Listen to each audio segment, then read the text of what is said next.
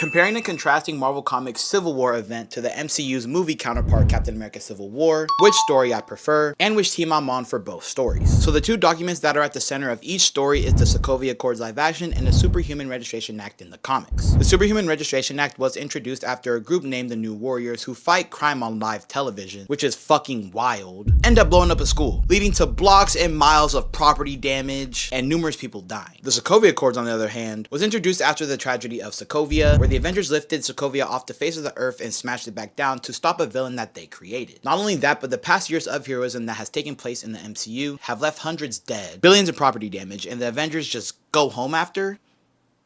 But the differences between the Superhuman Registration Act and the Sokovia Accords is that the Registration Act makes superheroes give up their secret identity to the government, not the public. And they get paid for their heroism. But with the Sokovia Accords, everybody still remains anonymous to the public, but signing off on the Accords means that the government owns them and they can't act without having a green light, which is also pretty Within both stories, there's so much heartbreak, backstabbing, and desperation to win by any means. For example, Team Iron Man creating a Thor clone that kills Goliath for no reason. Both sides recruiting villains, Steve not telling Tony about his parents, Cap intentionally starting a fight with Iron Man by frying his armor, and locking people away in the negative zone. When it comes to which story I prefer, I think I prefer the movie counterpart to the comic. Where the comic loses me is when it becomes a numbers game for both teams, rather than recruiting to fight for what they truly believe in. You see people real deal stressing about how many people Team Iron Man has or Team Cap has. And that's part of why this comic is so good, because they also realize that at the end, they're kind of just fighting just to fight, not even for who they truly believe in, but that still did throw me off. But in the Civil War movie, it was never like that. Sure, they recruited people for their teams, but that was because Tony needed to bring Cap in set amount of time, along with the people who didn't sign off on the Accords. And Steve recruited people to oppose the Accords with him. Plus, there's so many sub-elements that blend perfectly into the movie, where the sub-elements of the comic counterpart, they don't hit the same, like the introduction of Wakanda, the death of King T'Chaka, Spider-Man being introduced to the MCU, Baron Zemo knowing that he couldn't defeat the Avengers by himself, so he had them take each other out. Tony still not healing after his parents died when he was a child. Whole time Cap knew who his killer was, and he's boxing right with us. Scarlet Witch killing 26 civilians in Lagos, which makes Tony see her as a weapon of mass destruction, but still a kid in Steve Rogers' eyes. But what's so great about the Sokovia Accords is that nobody is truly wrong. It's all personal preference. Both teams have their points. The gray area of the Sokovia Accords creates so much divide between the two teams, but it makes sense for why it's implemented. Now for which team I'm on. Live action, I am